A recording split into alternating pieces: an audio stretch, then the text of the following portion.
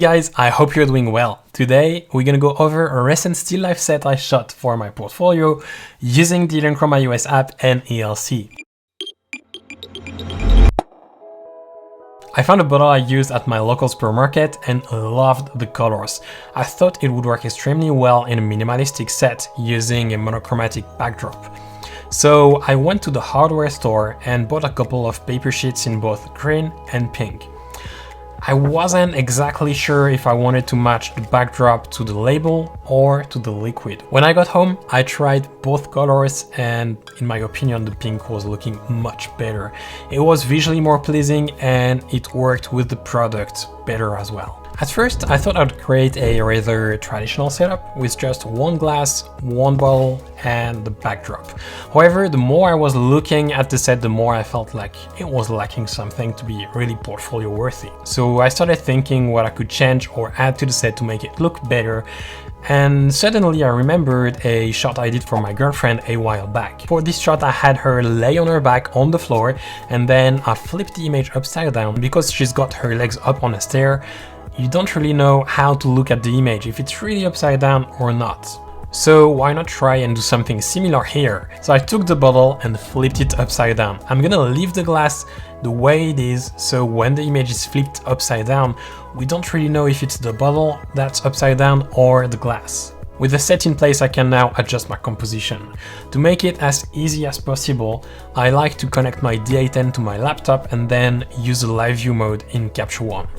This way I don't have to look at a tiny screen, but I can use my large desktop screen to judge and adjust the composition. Once I'm happy with my composition, I turn on Transmitter Pro on my camera and take a first shot. I always take this first shot, even though no flash has been turned on, just to make sure my frame is pure black. The reason being, I want to make sure I don't have any strobe I left somewhere that's firing and adding light to the set, and I also want to make sure that I don't get any ambient light in my frame.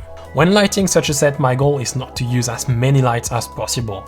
Oftentimes people think of still life as something complicated where you need to use tons of light, but it's not always the case. I personally like to use as few lights as possible, so I always add one light at a time and only add if it's really necessary.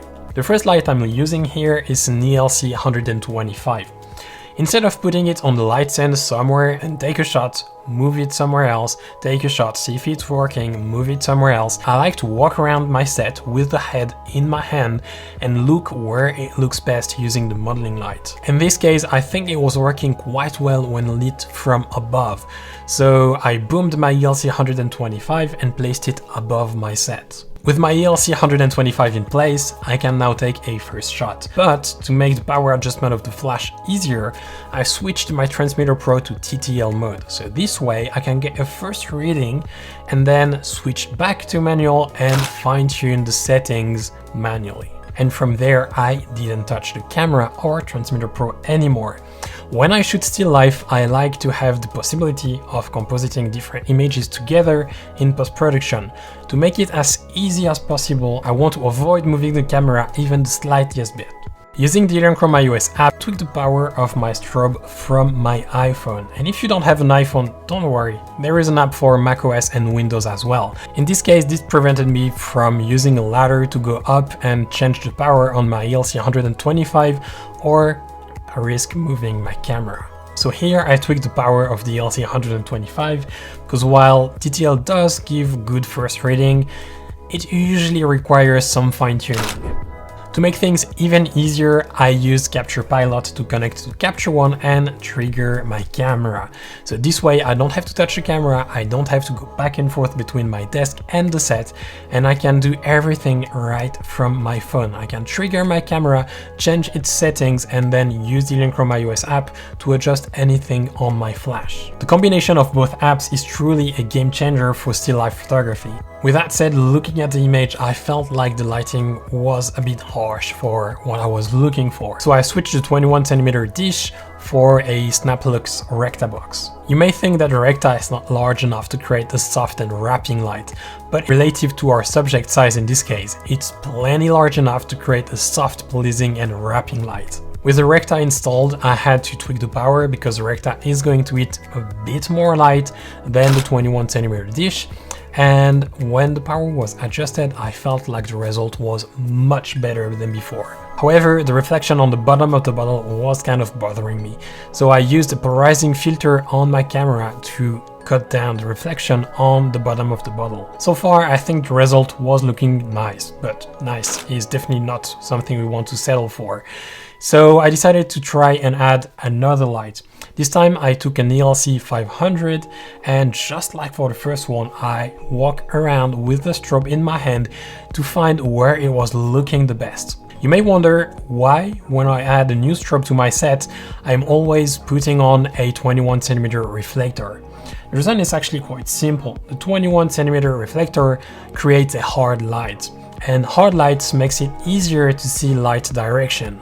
So when I place a new light, the first thing I want to make sure that I have right is light direction. Once I'm happy with my light direction, I'm gonna consider what I want as light quality, if I want something soft, hard, or in between. In this case, I feel like the hard light was actually working quite nicely for the second strobe. So I left the 21cm reflector on the ELC 500, and to make the power adjustment as easy as possible, I started with the same power as on the ELC 125, and from there I adjusted the power using the Elinchrom app. To make sure the light from the ELC 500 was exactly how I wanted it, I switched off the ELC 125 using the Elinchrom app, then took a shot, and once I was happy with the result, I switched the ELC 125 back on to take another shot with both lights combined. When looking at the image with both lights combined, I felt like the result was getting somewhere. It was close to what I wanted.